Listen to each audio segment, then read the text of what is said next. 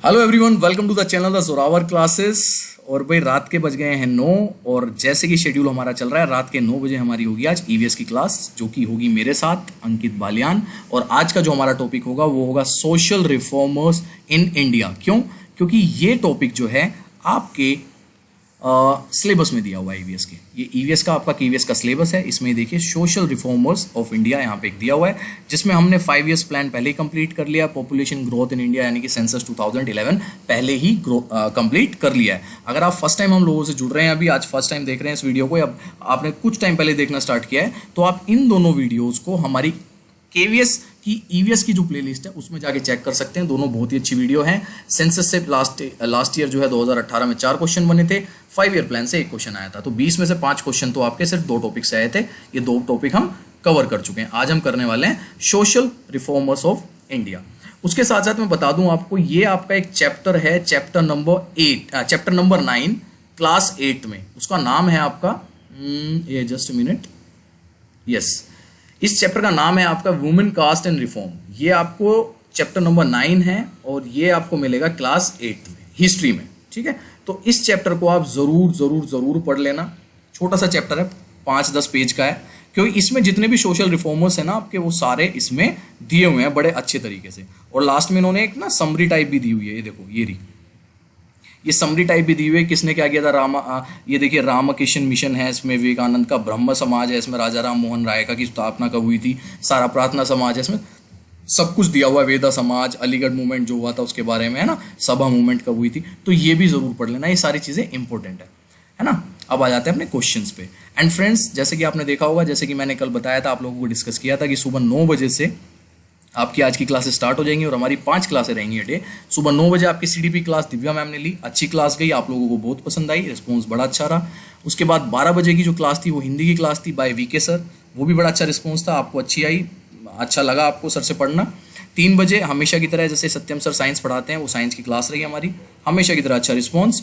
उसके बाद 6 बजे वाली जो क्लास थी हमारी पृथ्वी सर की मैथ्स की, वो थोड़ी सी हल्की सी ढीली पड़ गई। उसका रीज़न था, एक सर ने अपनी तरफ से पूरी कोशिश की थी, लेकिन उनका जो वॉइस ओवर था ना, वो थोड़ी प्रॉब्लम रही। तो रिसोर्सेज की सर के पास थोड़ी कमी है, वो 1-2 दिन में सर शॉर्ट कर लेंगे। उसके बाद सर आपको अच्छे से मैथ्स पढ़ाएंगे जिसमें आपको प्रॉब्लम नहीं आएगी, और वो तरीका थोड़ा सा चेंज करेंगे। आज थोड़ा उनका अलग तरीका था, लेकिन उन्हें थोड़ा सा टाइम दीजिए आप, क्योंकि फर्स्ट टाइम इस तरीके से ऑनलाइन प्लेटफॉर्म पे आके इतने बच्चों को पढ़ा रहे हैं, तो थोड़ा सा तो भाई हेजिटेशन तो होता है ना। तो सर को दीजिए। सर की मैथ्स में आप लोगों को बता दूं बहुत अच्छी है, क्योंकि कुछ बच्चे मेरे को कमेंट कर रहे थे कि सर की मैथ्स समझ नहीं आई। वो फर्स्ट टाइम इस तरीके से इस प्लेटफॉर्म पे पढ़ा रहे हैं, इस वजह से थोड़े से नर्वस और हेजिटेट थे, इसी वजह से आवाज़ थोड़ी कम थी, वॉइस में ज़्यादा प्रॉब्लम थी, ऑडियो में प्रॉब्लम हो रही थी। बट वो इन सबको ओवरकम करके अच्छे से 1-2 दिन में निकल के आएंगे, और आप लोग देखना कि कितने अच्छे से वो आपको मैथ समझाते हैं।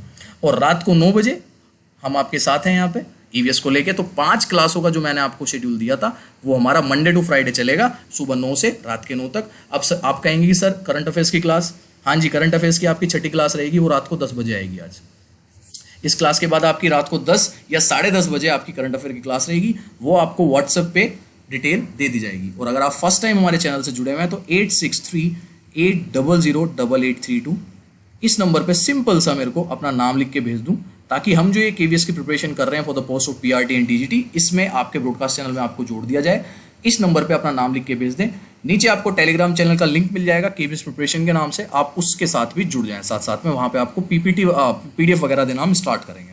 ठीक है जी, चलिए आज का जो टॉपिक है वो स्टार्ट करते हैं। सबसे पहला क्वेश्चन लेते हैं, विच of the following is not correctly matched. ये हम सोशल रिफॉर्मर्स के बारे में पढ़ रहे हैं, जो आपके ब्रह्म समाज थे, प्रार्थना समाज थी, अलीगढ़ मूवमेंट, आर्य समाज, और भी हमारे पास बहुत कुछ था, देवबंद आंदोलन था, है ना। तो ये सारी चीज़ें थी, जितने भी हमारे रिफॉर्मिस्ट थे और हमारे रिवाइवलिस्ट थे, जितने भी मूवमेंट हुए थे वाले, इन सब के बारे में क्वेश्चन है। तो इनमें से कौन सा मैच नहीं कर रहा है? नॉट मैच्ड है ना, मेल नहीं खाता है इनमें से। जो ब्रह्म समाज थे वो रिफॉर्मिस्ट थे क्या? वो सुधारवादी थे ब्रह्म समाज। उसके बाद जो प्रार्थना समाज था वो रिफॉर्मिस्ट था। प्रेरणा समाज जो है वो सुधारवादी आंदोलन था क्या? अलीगढ़ मूवमेंट जो है वो रिफॉर्मिस्ट थे, अलीगढ़ मूवमेंट वाले सुधारवादी थे। उसके बाद आर्य समाज जो है वो रिफॉर्मिस्ट थे। ये जो आर्य समाजी हैं क्या वो सुधारवादी थे? तो मैं आपको बता दूं, यहाँ पे 2 तरह के मूवमेंट्स होते हैं, एक होता है हमारे रिफॉर्मिस्ट मूवमेंट और एक होते हैं हमारे रिवाइवलिस्ट मूवमेंट, रिवाइवल करना। ठीक है, एक तो हो गया हमारा रिफॉर्मिस्ट और एक होता है हमारा रिवाइवलिस्ट। ठीक है ना। तो ये ध्यान रखना, इन दोनों में फर्क बता देता हूं मैं आपको। रिफॉर्मिस्ट तो वो होते हैं जो कि करंट सिचुएशन में अगर कुछ हमारी जो कल्चर है, करंट सिचुएशन है, उसमें कुछ गलत काम हो रहे हैं, इविल काम हो रहे हैं, उनको बदलना, उनमें सुधार करना। जैसे कि आपको पता होगा कि सती प्रथा जो है राजा राम मोहन राय ने आके बदली थी, तो ये ए ऑप्शन तो सही है कि ब्रह्म समाज जो है वो रिफॉर्मिस्ट थे, सुधारवादी थे, ठीक है ना। तो इसी तरीके से, और फिर वो जो रिवाइवलिस्ट होते हैं आपके, जो पूर्ण उत्थानवादी से हम हिंदी में बोलते हैं, वो होते हैं जो कि हमारा कल्चर जो हम भूल गए हैं। जैसे मैं आपको एग्जांपल दूं कि हमारे वेद पुराण थे जो, हम उनको भूल के क्या किया था, जब अंग्रेज आ गए थे तो अंग्रेज के कल्चर को देखने लगे थे, सीखने लगे थे अंग्रेज के कल्चर को।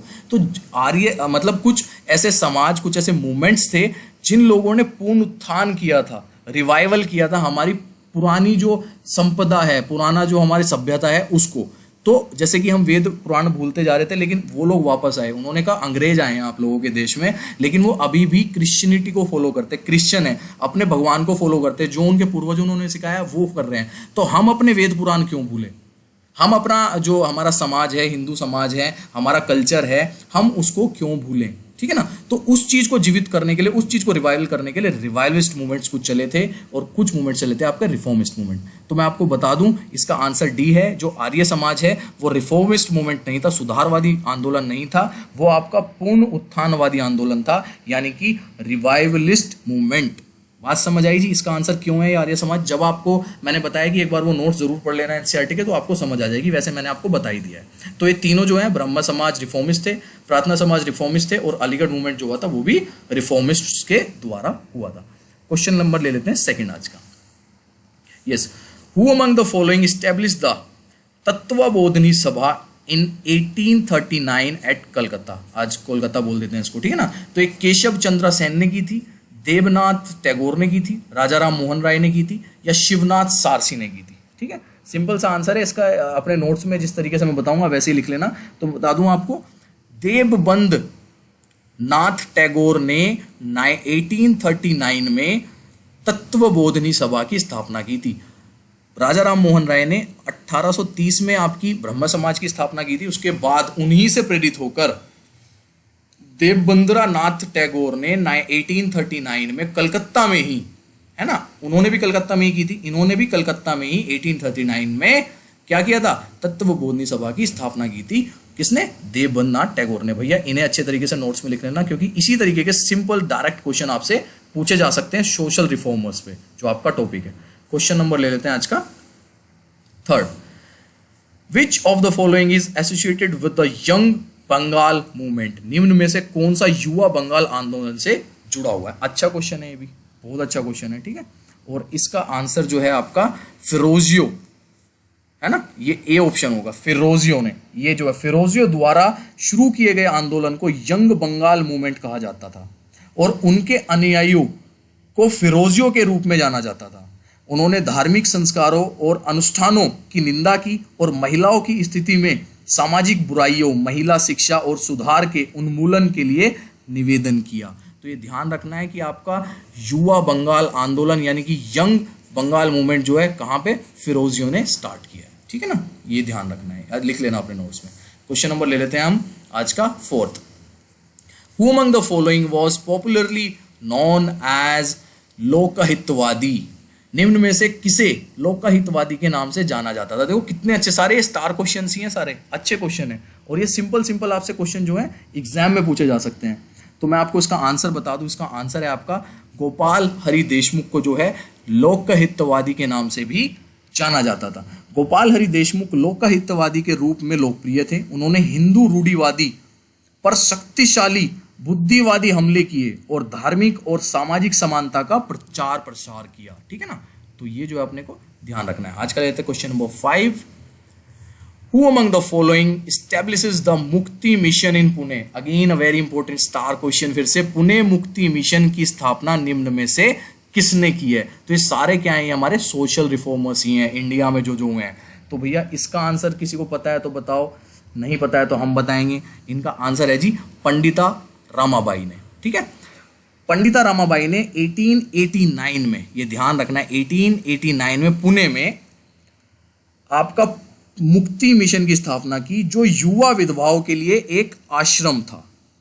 जो उनके परिवार द्वारा दुर्व्यवहार किए जाने के बाद उनको निकाला जाता था, मतलब निकाल देते थे ना। तो उसके बाद इन्होंने इस तरीके से पंडिता रामाबाई ने 1989 में इसकी स्थापना की थी। उन्होंने शारदा सदन भी शुरू किया था, साथ साथ में देख लेना, उन्होंने शारदा सदन भी शुरू किया था, जिसमें विधवाओं, अनाथों को आवास, शिक्षा, व्यवसायिक प्रशिक्षण और चिकित्सा सेवाएं प्रदान की जाती थी।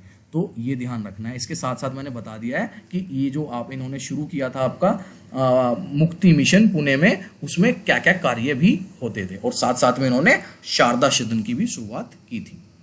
चलिए क्वेश्चन नंबर ले लेते हैं आज का छठा। Which of the following statement is or are correct with the reference of Singh साहब मूवमेंट? ये सिंह साहब मूवमेंट आपकी एनसीईआरटी किताब में भी है। सिंह साहब आंदोलन के संदर्भ में निम्नलिखित में से कौन सा कथन सही है? तो ये कथन सारे पढ़ लो और उसके बाद आंसर कर दो। अगर आपको नहीं पता है तो उसके बाद मैं आपको इसका बता दूंगा। देखिए सबसे पहले देख लेते हैं इसका उद्देश्य सिखों के लिए आधुनिक पश्चिमी शिक्षा है। इनका जो गठन है सिखों में हिंदुओं के पुनरुत्थानवादियों द्वारा की जा रही गतिविधियों का विरोध करने के लिए किया गया था। अकाली आंदोलन इस आंदोलन का एक भाग था। तो मैं आपको बता दूं ये तीनों जो हैं इसी के कार्य थे, ठीक है ना। जो सिंह साहब आंदोलन था उसमें से ये तीनों जो हैं, तो इसका आंसर हो जाएगा हमारा डी।